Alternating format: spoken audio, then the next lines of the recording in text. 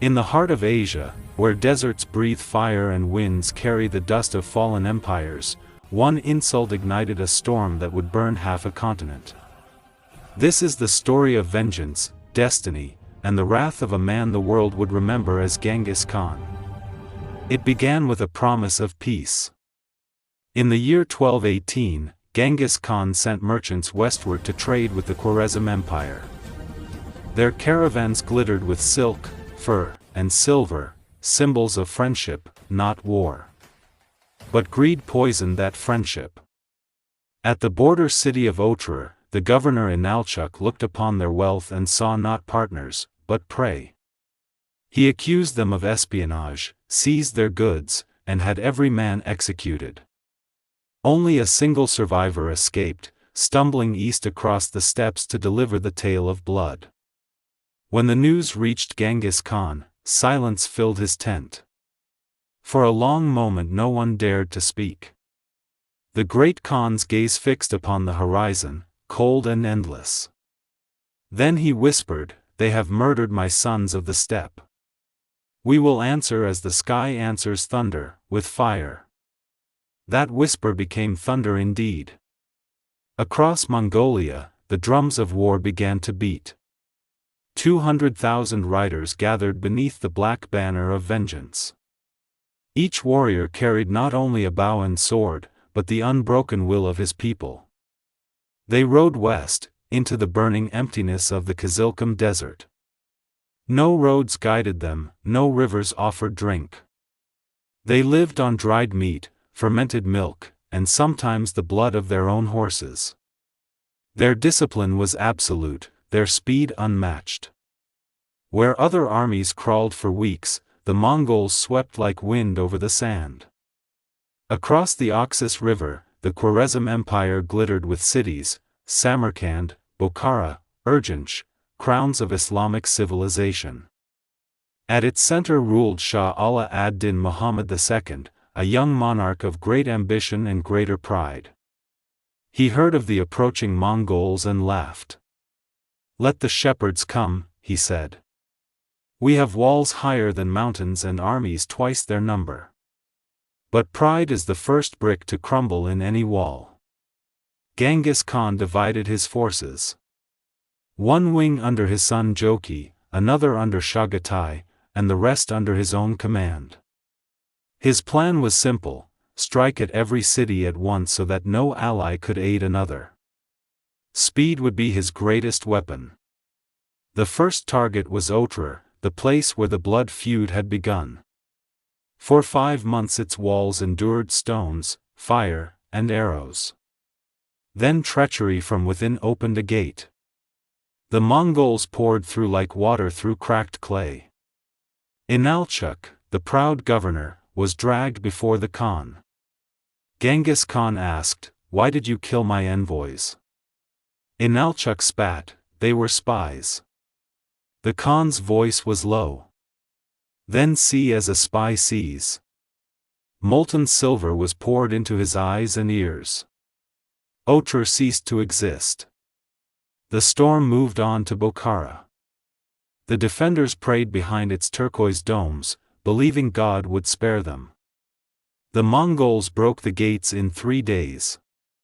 Inside the Grand Mosque, Genghis Khan stood before thousands trembling on their knees. He removed his helmet and spoke. "If you had not committed great sins, God would not have sent a punishment like me upon you."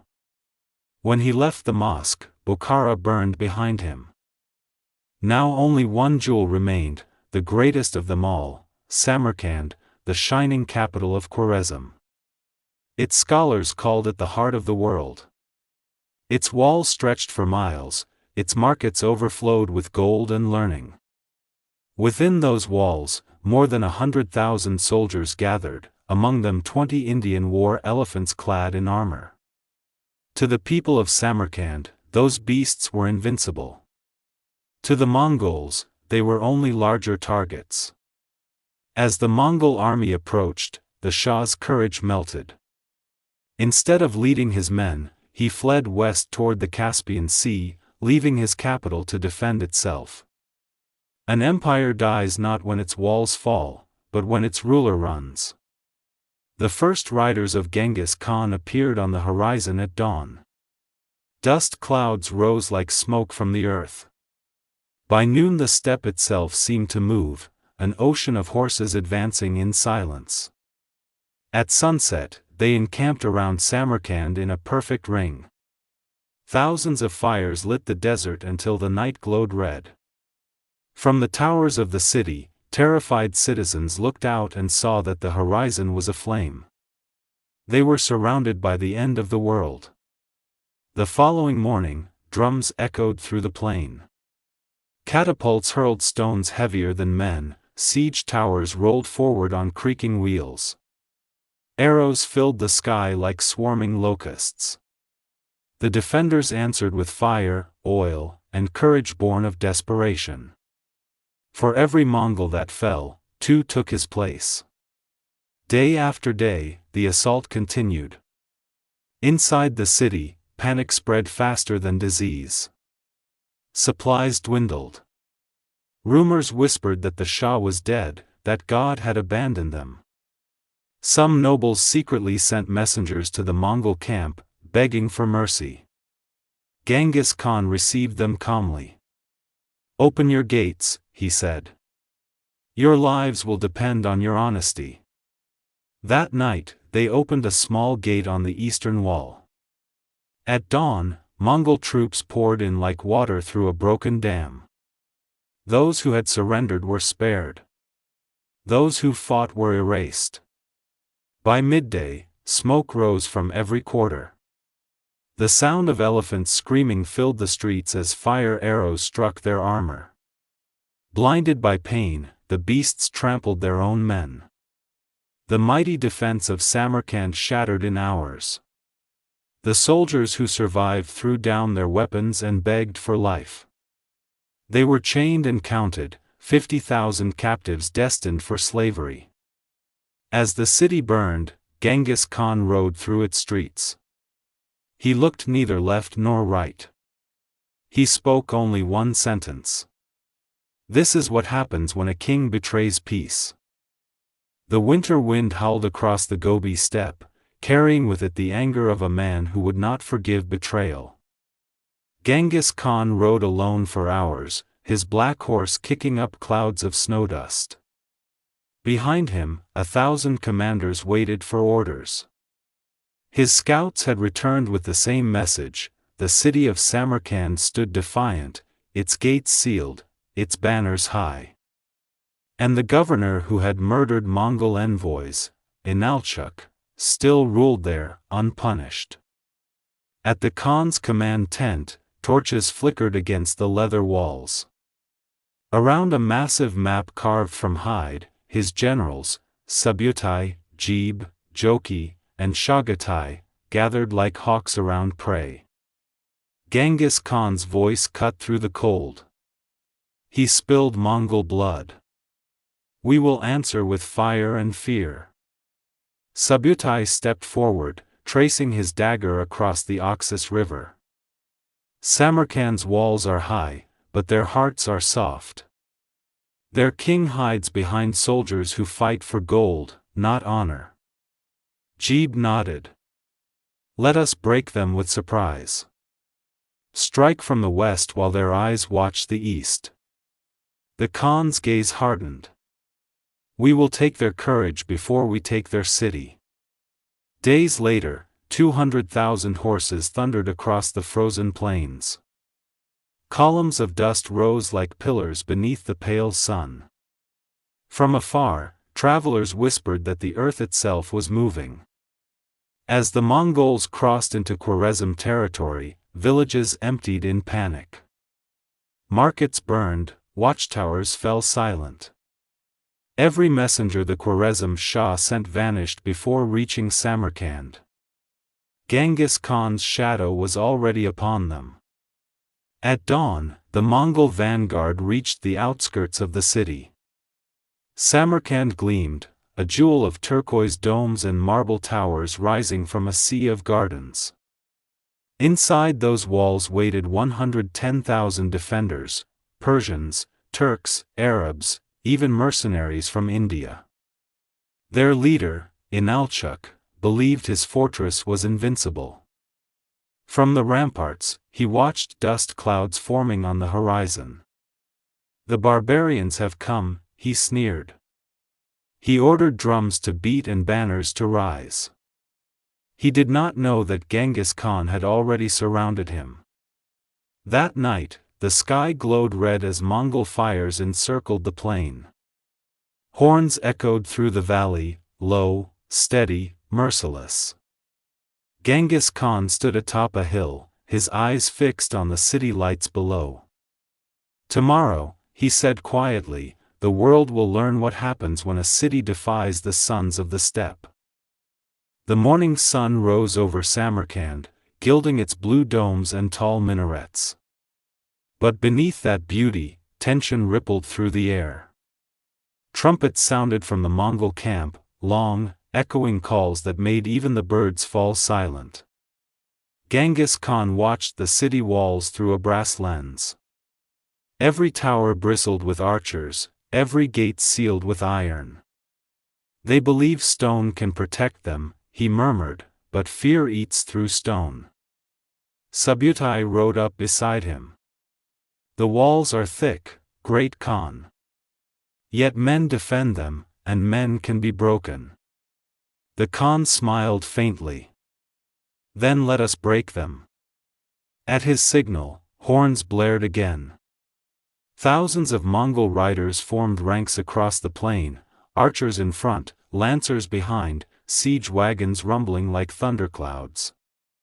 The ground shook as they advanced, each step measured, relentless.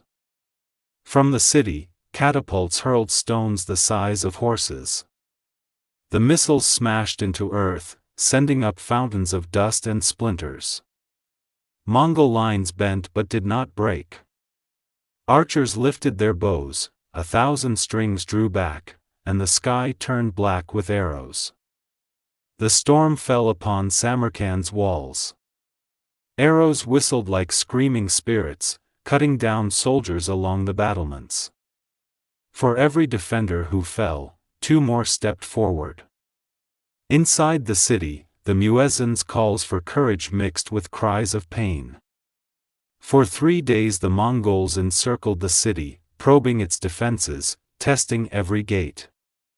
Genghis Khan moved among his men on horseback, calm as a mountain.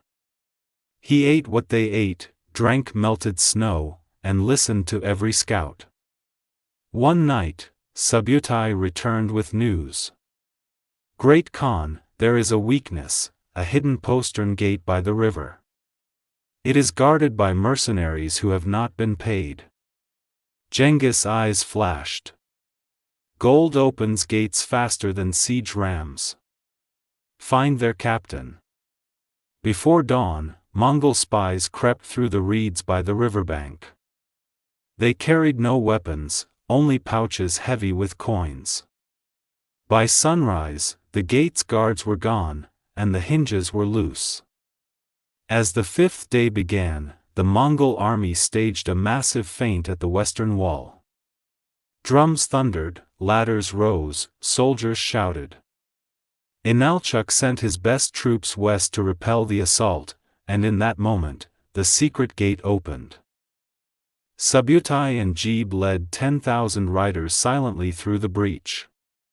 They rode fast and hard, cutting through the city's outer quarters before alarms could sound. When the defenders turned, Samarkand was already burning from within. Smoke rolled across the streets. Bells rang, voices screamed. Genghis Khan watched from his hilltop as flames licked the sky. "The heart is pierced," he said softly. "Now the body will die." His main host charged the northern wall. Siege towers groaned forward, protected by layers of wet hides. Arrows poured from above, Mongols replied with fire. Within hours, the northern gate crumbled, and the tide of horsemen surged into the city like a river of steel. Inalchuq tried to rally his men in the citadel. "Fight for your faith. Fight for your city," he shouted. But faith cannot hold against terror. Streets turned into killing grounds. Arrows hissed, swords flashed, horses trampled the fallen. The defenders' lines collapsed, their courage melting beneath the Mongol advance. By nightfall, Samarkand's walls were breached in 5 places. Drums of victory echoed through the smoke-filled air. Yet Genghis Khan did not enter the city. He waited outside, watching, letting fear finish what arrows had begun. Dawn came gray and bitter over Samarkand. Smoke coiled from the ruins, drifting like ghosts through the streets. The city that once glittered like a jewel of the Silk Road now bled in silence. Bodies lay beside broken fountains, the marble stained crimson. The sound of horses echoed down empty boulevards. The Mongols had entered in full force. Genghis Khan rode slowly through the shattered gate. His armor was plain, his face unreadable. Around him, warriors saluted by bowing their heads. "No cheering," he commanded. "Victory speaks for itself." As he moved through the city, the survivors hid behind collapsed walls, trembling. He looked upon them without pity. They chose their fate when they killed our envoys. Inalchuq, the governor who had ordered that murder, was dragged from the citadel in chains. Dust covered his robes, his eyes burned with pride even in defeat. Genghis Khan dismounted, staring down at him. "You betrayed the law of nations," the Khan said. "You spilled blood sent in peace." Inalchuq spat on the ground. "You are no king. You are a beast." The Khan's expression did not change. "Then die as beasts die." His execution was cruel, a message carved into history. As the sun rose high, word spread, Samarkand had fallen. The Khwarezm Shah, Muhammad II, fled westward in panic, abandoning his empire to fire.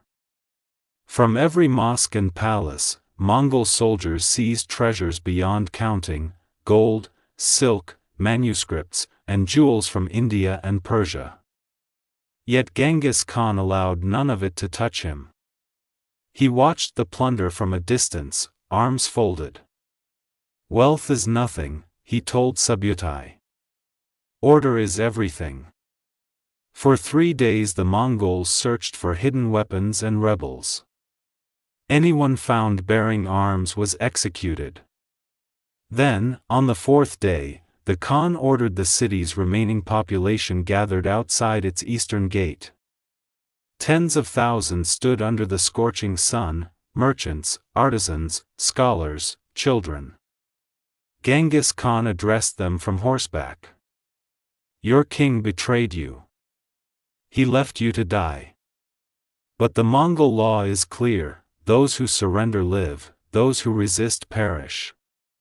He spared a few thousand craftsmen, scribes, and engineers, the minds he would carry east to strengthen his empire.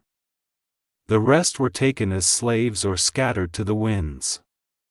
Samarkand's glory was erased in a single week. At night, when silence fell, the Khan rode to a hill overlooking the ruins.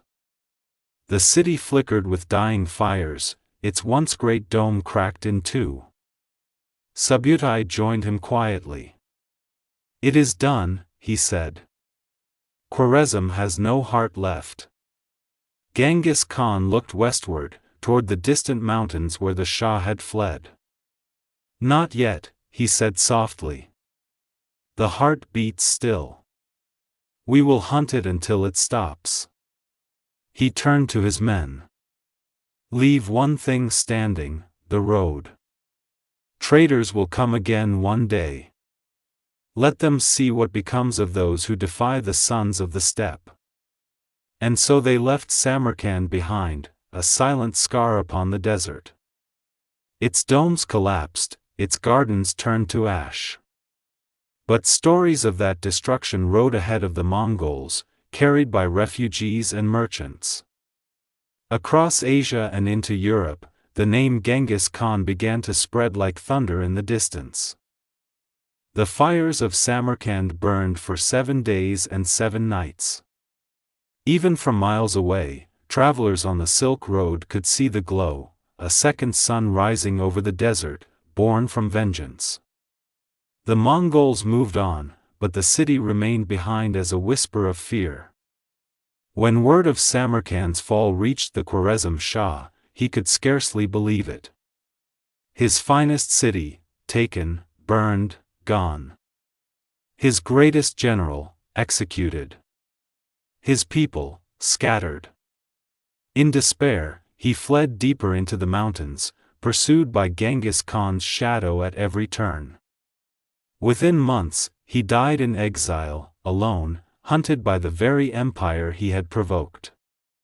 Back in the Mongol camp, the victory was total. The soldiers feasted on dried meat and Mara's milk, songs echoing into the night. But their Khan did not celebrate. He sat apart, staring into the flames. A city can be rebuilt, he said to Subutai, but trust once broken never returns. Subutai nodded. And the world will remember Samarkand. Genghis replied, that is the point. From that day, the Mongol reputation for unstoppable power spread faster than any army could ride. Entire kingdoms surrendered without a single arrow fired, terrified by the stories of Samarkand's fate. Merchants along the Silk Road bowed to Mongol law. Ambassadors from distant lands came bearing gifts, hoping to buy peace with gold instead of blood. In the years that followed, the ashes of Samarkand became the foundation of a new order. The Mongols restored trade, reopened caravan routes, and built new cities under their protection. To many, it was the dawn of a harsh but certain peace, the Pax Mongolica. Yet the ghosts of Samarkand never left the steppe. Travelers swore that on quiet nights, the wind over the plains still carried faint echoes of drums and cries. The ruins stood as a monument, not to defeat, but to consequence. Genghis Khan returned eastward, his sons beside him. His empire had grown beyond imagining, stretching from the mountains of China to the gates of Persia. But the memory of the Khwarezm betrayal stayed etched in his mind. One night, as they camped by the river Sir Daria, his youngest son asked, "Father, why do you never rest?" The Khan looked at the boy and said, "Because peace is a lie men tell themselves when they are too weak to keep fighting." The boy fell silent. Above them, the stars shone cold and eternal, the same stars that had watched over Samarkand's fall. Genghis Khan raised his eyes to the sky and whispered, "Empires rise and empires burn. But the steppe endures." As dawn broke, the Mongol camp stirred to life again. Horses neighed, warriors packed their gear, and banners fluttered in the wind. The Khan mounted his black stallion. Behind him, hundreds of thousands of soldiers formed ranks, ready to move, to conquer, to write the next chapter in fire and steel. Samarkand was gone. But the legend of that battle, of the wrath of Genghis Khan, would echo through centuries, shaping the destiny of nations. For in that city's ashes lay a lesson carved into the soul of the world. Defy the Mongols once, and history will remember your ruin forever.